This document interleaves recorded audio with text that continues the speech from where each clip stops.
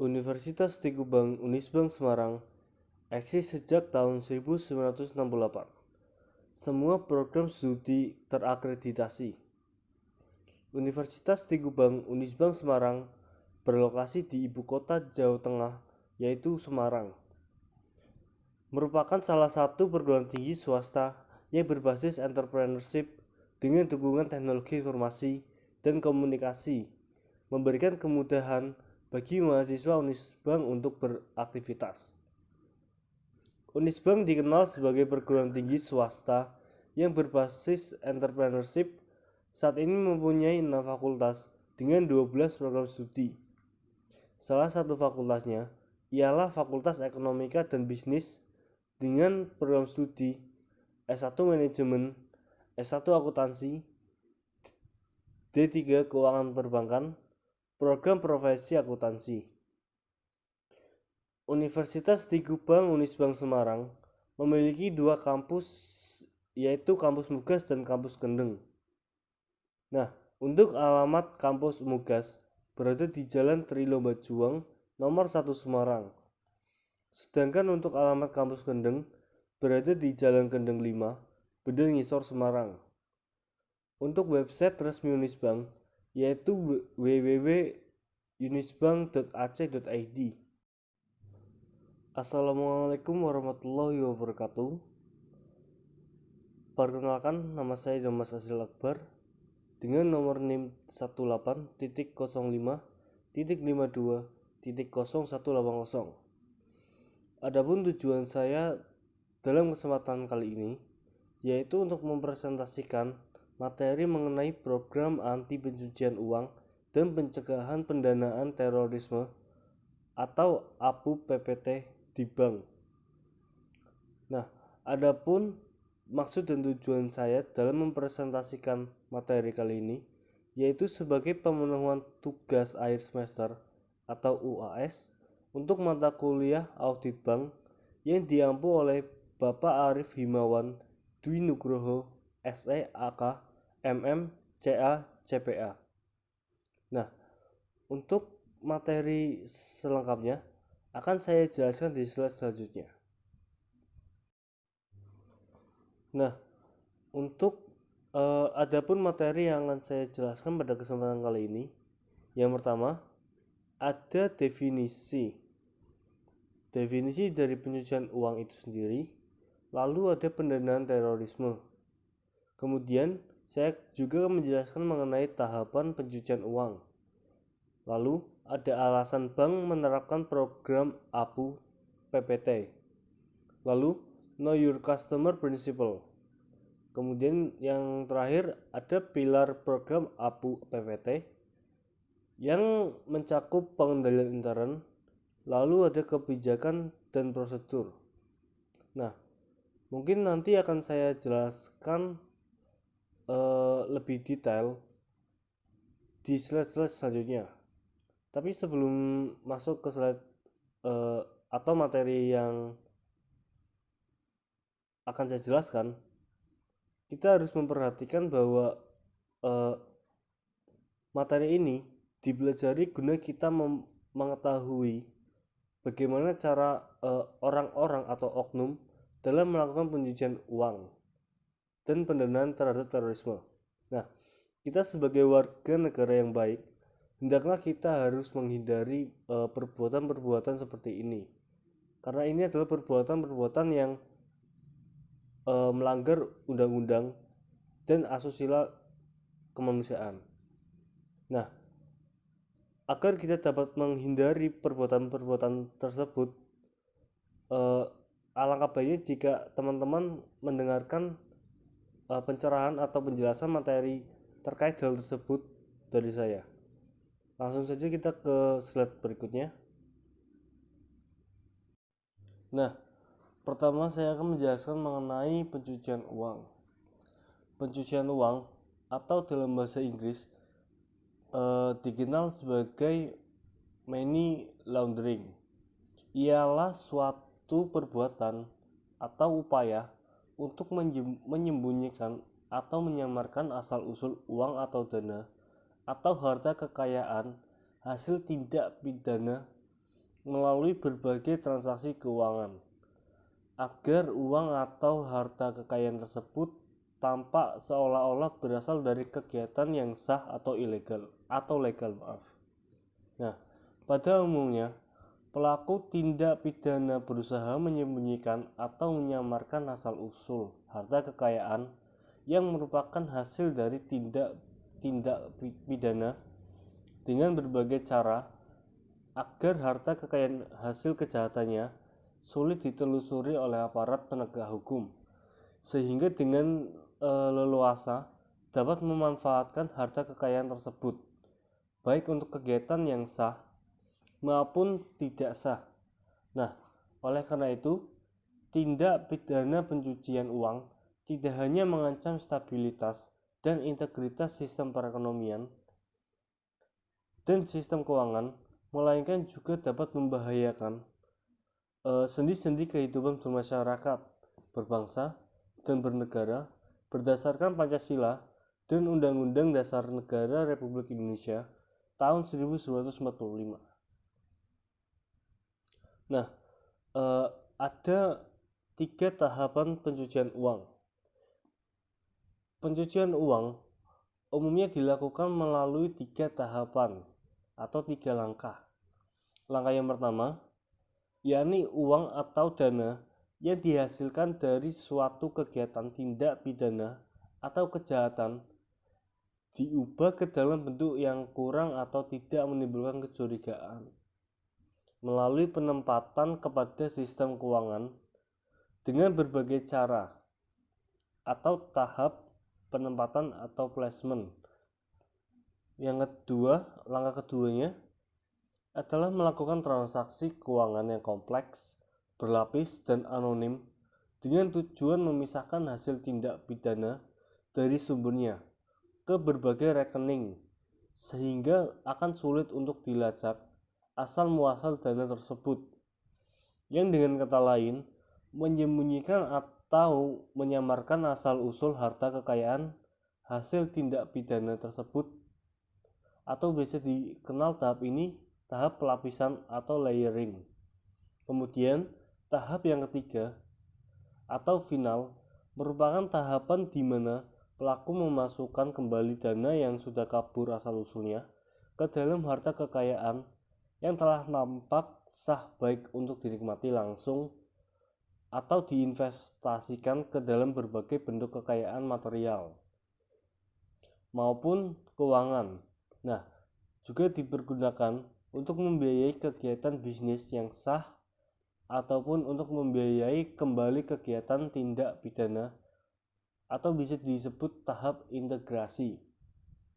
Nah, itu adalah tahap-tahapan yang biasanya dilalui oleh seorang oknum dalam melakukan pencucian uang.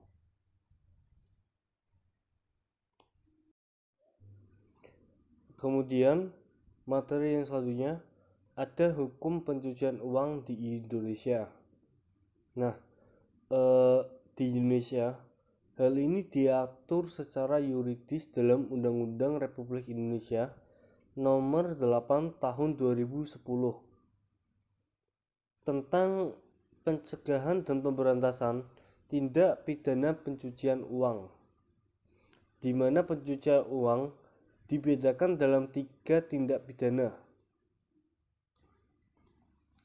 Untuk yang pertama, tindak pidana pencucian uang aktif, yaitu setiap orang yang menempatkan atau mentransfer atau mengalihkan atau membelanjakan, membayarkan, menghibahkan, menitipkan, membawa ke luar negeri, mengubah bentuk, menukarkan dengan uang atau surat berharga atau perbuatan lain atas harta kekayaan yang diketahuinya atau patut diduganya merupakan hasil tindak pidana sebagaimana dimaksudkan dalam pasal 2 ayat 1 dengan tujuan menyembunyikan atau menyamarkan asal-usul harta kekayaan. Pasal 3 Undang-Undang RI Nomor 8 Tahun 2010. Yang kedua, tindak pidana pencurian uang pasif yang dikenakan kepada setiap orang yang menerima atau menguasai penempatan, pentransferan, pembayaran, hibah, sumbangan, penitipan, penukaran, atau menggunakan harta kekayaan yang diketahuinya atau patut diduganya merupakan hasil tindak pidana sebagaimana dimaksudkan dalam pasal 2 ayat 1. Nah, hal tersebut dianggap juga sama dengan melakukan pencucian uang, namun dikecualikan bagi pihak pelapor yang melaksanakan kewajiban pelaporan sebagaimana diatur dalam undang-undang ini, yaitu Undang-Undang Pasal 5 yaitu pasal 5 Undang-Undang RI nomor 8 tahun 2010. Kemudian yang ketiga, dalam pasal 4 Undang-Undang RI nomor 8 tahun 2010 dikenakan pula bagi mereka yang menikmati hasil tindak pidana pencucian uang yang dikenakan kepada setiap orang yang menyembunyikan atau menyamarkan asal-usul sumber lokasi, peruntukan, pengalian hak-hak atau kepemilikan yang sebenarnya atas harta kekayaan yang diketahuinya atau patut diduganya merupakan hasil tindak pidana sebagaimana dimaksudkan dalam pasal 2 ayat 1. Hal ini pun dianggap sama dengan melakukan pencucian uang. Nah, adapun sanksi bagi pelaku tindak pidana pencucian uang adalah cukup berat, yakni dimulai dari hukuman penjara paling lama maksimum 20 tahun dengan denda paling banyak 10 miliar rupiah. Wow. Untuk hasil tindak pidana pencucian uang pada pasal 2 Undang-Undang RI nomor 8 tahun 2010. Yang pertama, hasil tindak pidana adalah harta kekayaan yang diperoleh dari tindak pidana A. korupsi, B. penyuapan, C. narkoba, D. psikotropika, E. penyelundupan tenaga kerja, F. penyelundupan imigran, G. di bidang perbankan, H. di bidang pasar modal, I. Perdagangan orang, K. C. di bidang asuransi, K. Kepabebanan, I. cukai, M. perdagangan senjata gelap, N. terorisme, O. penculikan, P. pencurian, Q. penggelapan, R. penipuan, S. pemalsuan uang, T. perjudian, U. prostitusi, V. di bidang perpajakan, W. di bidang kehutanan, X. di bidang lingkungan hidup, Y. di bidang kelautan dan perikanan, atau Z. tindak pidana lain yang diancam dengan pidana penjara 4 tahun atau lebih yang dilakukan di wilayah negara kesatuan Republik Indonesia atau di luar wilayah negara kesatuan Republik Indonesia, dan tindak pidana tersebut juga merupakan tindak pidana menurut hukum Indonesia. Untuk yang kedua, harta kekayaan yang diketahui atau patut diduga akan digunakan dan atau digunakan secara langsung atau tidak langsung untuk kegiatan terorisme, organisasi terorisme, atau terorisme perseorangan disamakan sebagai hasil tindak pidana sebagaimana dimaksudkan pada ayat 1 huruf N. Nah, mungkin itu merupakan sanksi atau konsekuensi yang harus diterima jika seseorang melakukan tindak pidana pencurian uang. Kemudian saya akan menjelaskan materi mengenai pendanaan terorisme. Pendanaan terorisme adalah segala perbuatan dalam rangka menyediakan, mengumpulkan, memberikan atau meminjamkan dana, baik langsung maupun tidak langsung, dengan maksud untuk digunakan dan atau yang diketahui akan digunakan untuk melakukan kegiatan terorisme, organisasi teroris, atau teroris. Nah, tindak pidana terorisme adalah segala perbuatan yang memenuhi unsur tindak pidana sesuai dengan ketentuan dalam undang-undang yang mengatur pemberantasan tindak pidana terorisme. Setiap orang adalah orang perseorangan atau korporasi. Nah, korporasi yang dimaksud di sini adalah kumpulan orang dan atau kekayaan yang terorganisir atau terorganisasi, baik merupakan badan hukum maupun badan bukan hukum. Transaksi merupakan seluruh kegiatan yang menimbulkan hak dan atau kewajiban atau menyebabkan timbulnya hubungan hukum antara dua pihak atau lebih.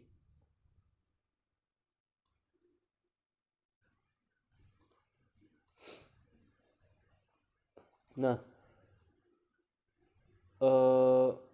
untuk transaksi keuangan mencurigakan terkait pendanaan terorisme adalah yang pertama, transaksi keuangan dengan maksud untuk digunakan dan atau yang diketahui akan digunakan untuk melakukan tindak pidana terorisme. Yang B, transaksi yang melibatkan setiap orang yang berdasarkan daftar terduga teroris dan organisasi teroris. Kemudian untuk materi selanjutnya ada dana. Dana merupakan semua aset atau benda bergerak atau tidak bergerak, baik yang berwujud maupun yang tidak berwujud, yang diperoleh dengan cara apapun dan dalam bentuk apapun, termasuk dalam format digital atau elektronik, dengan semua aset atau benda tersebut termasuk tetapi tidak terbatas pada kredit bank, cek perjalanan, cek yang dikeluarkan oleh bank, perintah pengiriman uang, saham, sekuritas, obligasi, bank draft, dan surat pengakuan hutang.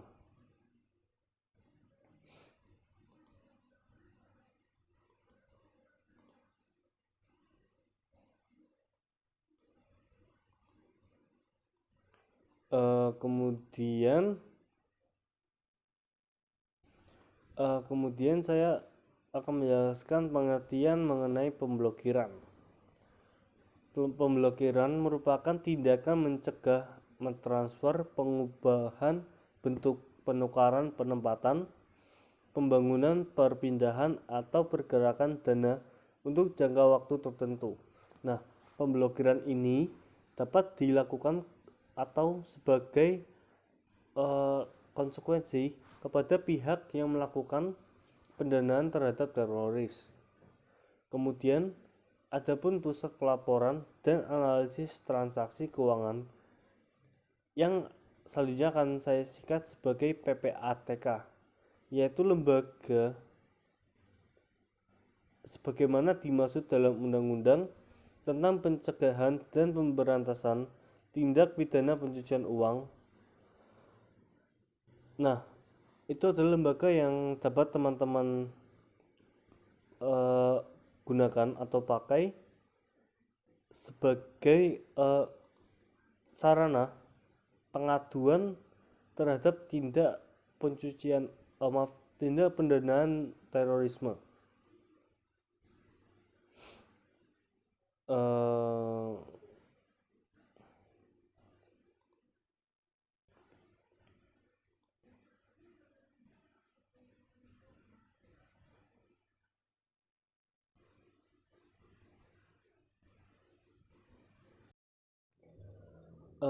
Selanjutnya ada sanksi atau hukuman yang akan diberikan kepada terpidana yang tidak mampu membayar pidana denda sebagaimana dimaksud dalam pasal 4 dan pasal 5. Pidana denda diganti dengan pidana kurungan paling lama 1 tahun 4 bulan. Nah, dalam hal ini tindak pidana pendanaan terorisme sebagaimana dimaksudkan dalam pasal 4, pasal 5 dan pasal 6 dilakukan oleh korporasi. Pidana dijatuhkan terhadap korporasi dan atau personel pengendali korporasi. Yang kedua, pidana dijatuhkan terhadap korporasi jika tindak pidana pendanaan terorisme A. dilakukan atau diperintahkan oleh personel pengendali korporasi. B. dilakukan dalam rangka pemenuhan maksud dan tujuan korporasi. Lalu C. dilakukan sesuai dengan tujuan dan fungsi pelaku. D. dilakukan oleh personel pengendali korporasi dengan maksud memberikan manfaat bagi korporasi. Lalu yang ketiga, dalam hal tuntutan pidana dilakukan terhadap korporasi, panggilan untuk menghadap dan penyerahan surat panggilan disampaikan kepada pengurus dan atau personel pengendali korporasi di tempat tinggal pengurus atau di tempat pengurus berkantor. Lalu yang keempat, pidana pokok yang dijatuhkan terhadap korporasi berupa pidana denda paling banyak 100 miliar rupiah. Yang kelima, selain pidana denda sebagaimana dimaksud pada ayat 4, terhadap korporasi juga dapat dijatuhi pidana tambahan berupa yang pertama, pembekuan sebagian atau seluruh kegiatan korporasi. B. pencabutan izin usaha dan dinyatakan sebagai korporasi terlarang. C. pembubaran korporasi. D. perampasan aset korporasi untuk negara. E. pengambilan korporasi oleh negara. Dan F. pengumuman putusan pengadilan. Kemudian yang keenam, dalam hal korporasi tidak mampu membayar pidana denda sebagaimana dimaksud pada ayat 4, pidana denda digantikan dengan perampasan harta kekayaan milik korporasi dan atau personel pengendali korporasi yang berkaitan dengan tindak pidana pendanaan terorisme yang nilainya sama dengan putusan pidana denda yang dijatuhkan. Kemudian yang ketujuh atau yang terakhir, dalam hal penjualan harta kekayaan milik korporasi yang dirampas sebagaimana dimaksudkan pada ayat 6 tidak mencukupi, pidana kurungan pengganti denda dijatuhkan terhadap personel pengendali korporasi dengan memperhitungkan denda yang telah dibayarkan.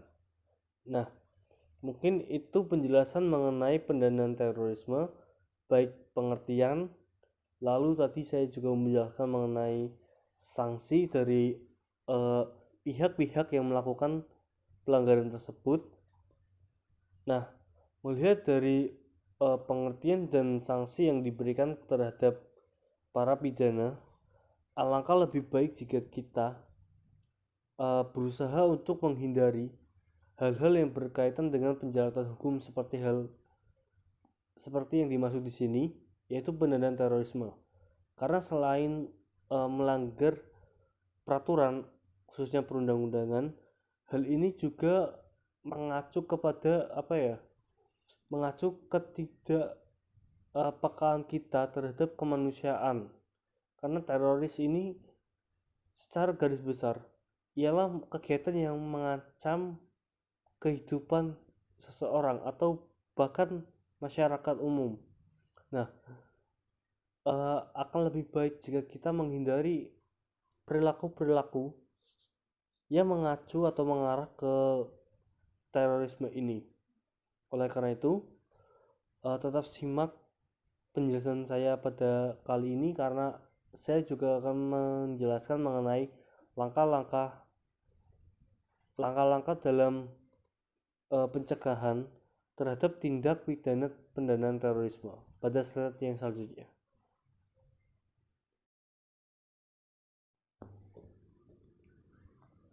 Nah, selanjutnya setelah saya menjelaskan tentang tadi merupakan pengertian dari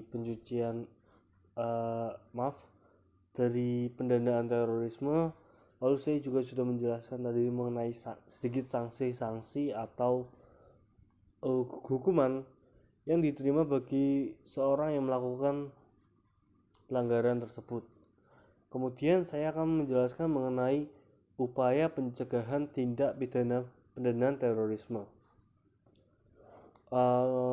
Yang pertama dilakukan melalui penerapan prinsip mengenali pengguna jasa keuangan. Lalu yang kedua, pelaporan dan pengawasan kepatuhan PJK. Lalu pengawasan kegiatan pengiriman uang melalui sistem transfer atau pengiriman uang melalui sistem lainnya. Kemudian yang terakhir, pengawasan pembawaan uang tunai dan atau instrumen pembayaran lain ke dalam atau keluar daerah pabean Indonesia. Nah, mungkin itu adalah upaya dari pencegahan tindak pidana pendanaan terorisme. Mungkin upaya-upaya tersebut masih kurang maksimal karena maksud saya masih kurang maksimal. Karena itu kita sebagai warga negara Indonesia yang baik, kita juga harus membantu menyukseskan upaya dari pencegahan tindak pidana pendanaan teroris ini. Karena tidak seperti yang kita tahu, tidak ada satupun hal baik dari yang namanya terorisme. Kita juga harus melakukan upaya-upaya pencegahan mandiri, seperti contoh memperdalam ilmu mengenai pelanggaran pelanggaran dalam hal ini terorisme. Juga kita harus mengetahui sebab-sebab dari terorisme itu apa, lalu hubungan terorisme mungkin dari agama itu seperti apa, lalu ya hal-hal yang dapat meningkatkan integritas personal kita atau memperbanyak hal-hal baik untuk menghindari pendanaan terhadap terorisme ini. Karena selain melanggar undang-undang seperti yang saya jelaskan tadi, juga dilihat dari sisi kemanusiaan,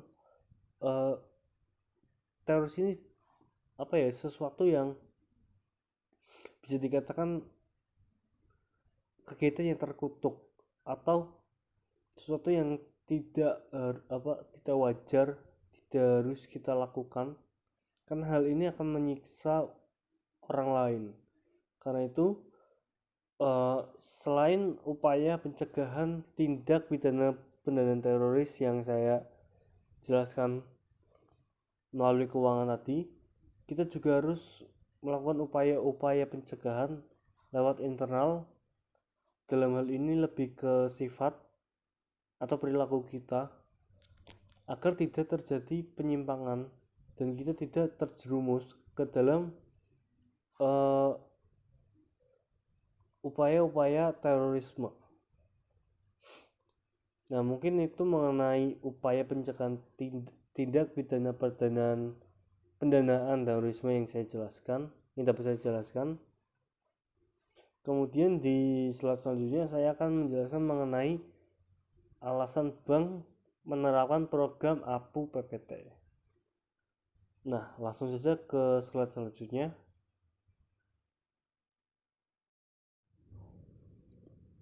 Kemudian kita masuk ke materi selanjutnya, yaitu alasan bank menerapkan program APU PPT.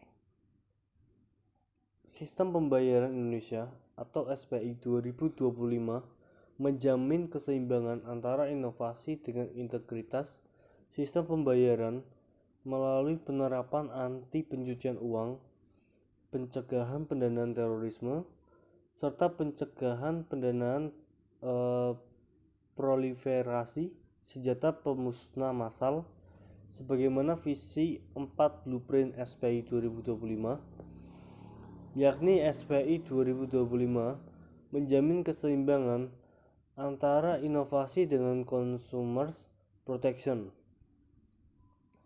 integritas dan stabilitas serta persaingan usaha yang sehat melalui penerapan KYC dan AML CFT. Nah, kewajiban keterbukaan data atau informasi atau bisnis publik dan penerapan retouch dan subtouch dalam kewajiban pelaporan, regulasi dan pengawasan.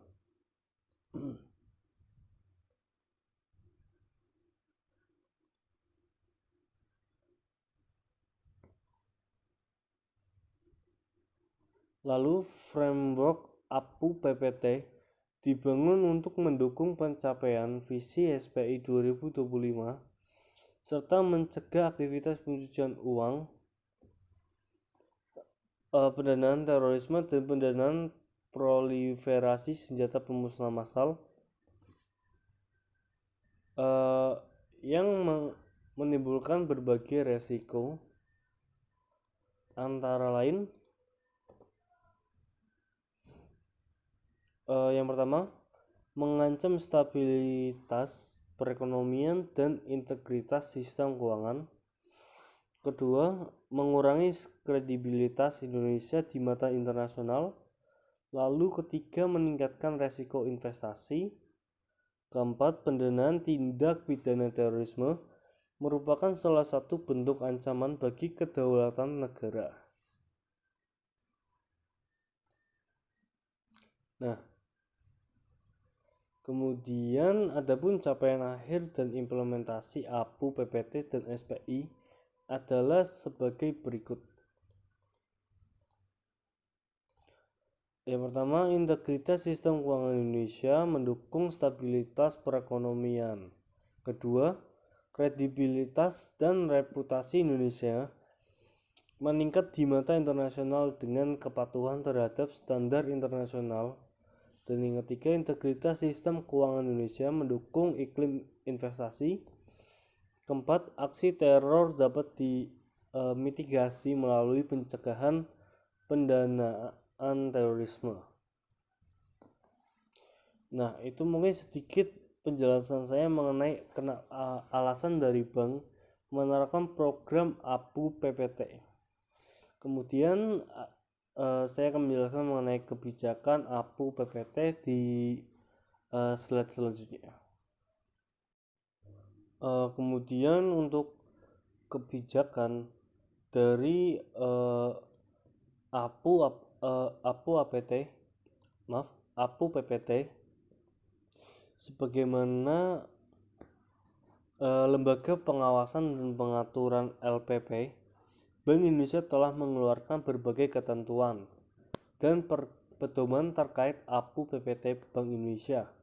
telah menerbitkan Peraturan Bank Indonesia nomor 19 garis miring 10 garis miring PBI garis miring 2017 tentang penerapan anti pencucian uang dan pencegahan pendanaan terorisme bagi penyelenggara jasa sistem pembayaran selain bank dan penyelenggara kegiatan usaha penukaran valuta asing bukan bank yang selanjutnya disebut PBI APU PPT.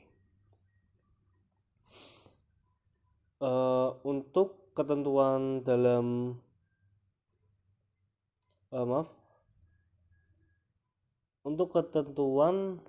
PBI APU PPT ini berlaku sejak September 2017 dan berbagai PJSP selain bank serta penyelenggara KUPFA bukan bank dalam PBI tersebut telah diatur kewajiban penerapan APU PPT oleh penyelenggara KUPFA bukan bank atau non-bank dan PJSP selain bank yang meliputi pertama, tugas dan tanggung jawab direksi dan pengawasan aktif Dewan Komisaris.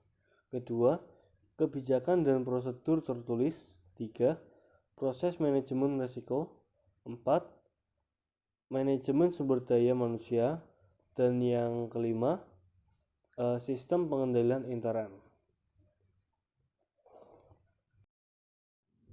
Nah, selanjutnya ada Know Your Customer Principles. Know Your Customer Principle merupakan realisasi prinsip kehati-hatian. Industri perbankan memiliki sifat khusus yang dapat terlihat dari dua hal, yaitu yang pertama, perbankan merupakan salah satu subsistem industri jasa keuangan, dan perbankan juga sebagai salah satu industri yang sangat bertumpu pada kepercayaan masyarakat.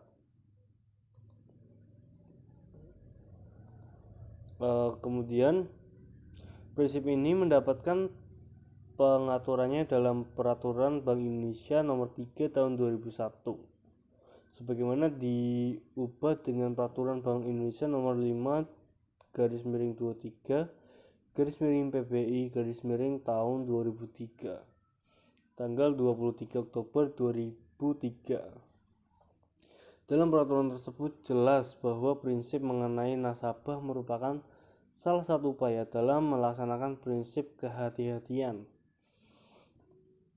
Prinsip mengenal nasabah ini wajib diterapkan oleh bank, yaitu bank umum sebagaimana dimaksud dalam UU Perbankan 1992 sebagaimana telah diubah dengan UU Perbankan 1998.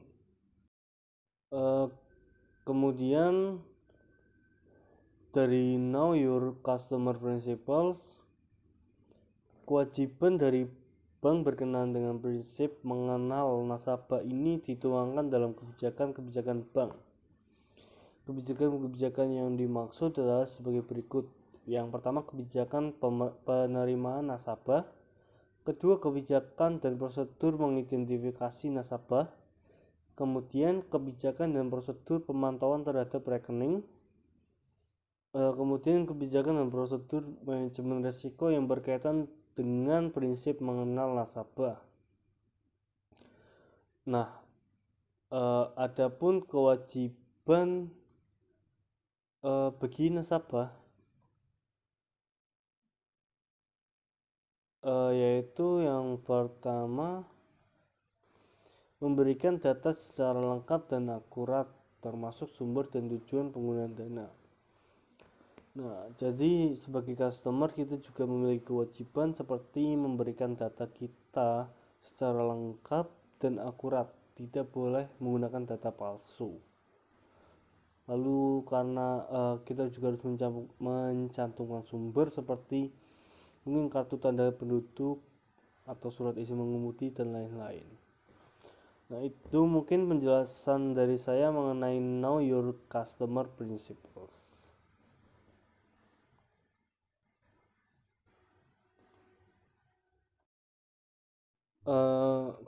Selanjutnya di materi yang terakhir ada pilar APU PPT. yaitu pengendalian intern, melakukan pemantauan dan evaluasi atas pelaksanaan kebijakan program APU dan PPT melalui metode-metode sebagai berikut. Yang pertama, untuk dalam negeri ada cabang dan unit kerja, yaitu melakukan penilaian terhadap cabang dan unit kerja lain terkait di kantor pusat. Kemudian melanjutkan program AML rating sebagai salah satu metode pemantauan pelaksanaan kebijakan program APU dan PPT oleh cabang, meliputi pemantauan prosedur penerimaan nasabah, pemantauan transaksi, penginian data nasabah, dan kewajiban pelatihan karyawan. Lalu melakukan koordinasi dengan cabang-cabang dan unit kerja bisnis yang menjadi audiens dalam rangka mempersiapkan aspek-aspek yang menjadi indeks pemeriksaan dan menentukan rencana tindak lanjut terhadap temuan audit yang terkait dengan prosedur APU dan PPT. Kemudian melakukan supervisi dan pemantauan aktivitas penerapan program APU dan PPT pada grup konglomerat. Lalu untuk luar negeri, yaitu melakukan pemantauan aktivitas penerapan program APU dan PPT dalam bentuk laporan rutin bulanan yang diberikan cabang luar negeri. Kemudian ada kebijakan dan prosedur. Mengembangkan kebijakan dan prosedur secara berkesinambungan sesuai regulasi terkini dari regulator OJK dan Pusat Pelaporan dan Analisis Transaksi Keuangan atau PPATK dan best parties, antara lain yang pertama, menerbitkan beberapa ketentuan internal pendukung penerapan pelaksanaan program APU dan PPT. Kedua, melakukan review dan memberikan rekomendasi kebijakan dan prosedur unit kerja lain sehingga sejalan dengan penerapan kebijakan program APU dan PPT. Kemudian yang terakhir, memberikan rekomendasi dan masukan sebagai tindak lanjut atas group discussion ataupun pertanyaan-pertanyaan dari kantor cabang atau unit kerja, baik mengenai penerapan prosedur program APU dan PPT maupun terkait penanganan kasus-kasus tindak pidana pencucian uang dan pendanaan terorisme. Nah, terima kasih atas perhatian teman-teman dalam mempelajari materi ini bersama saya.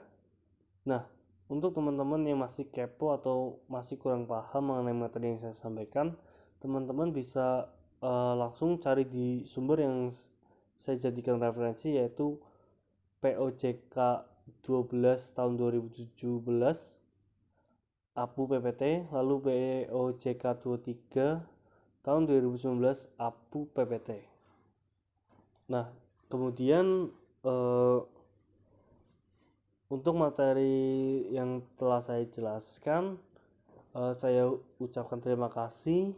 Lalu saya juga mengingatkan teman-teman untuk tetap patuhi protokol kesehatan karena saat ini kita sedang di tengah pandemik COVID-19.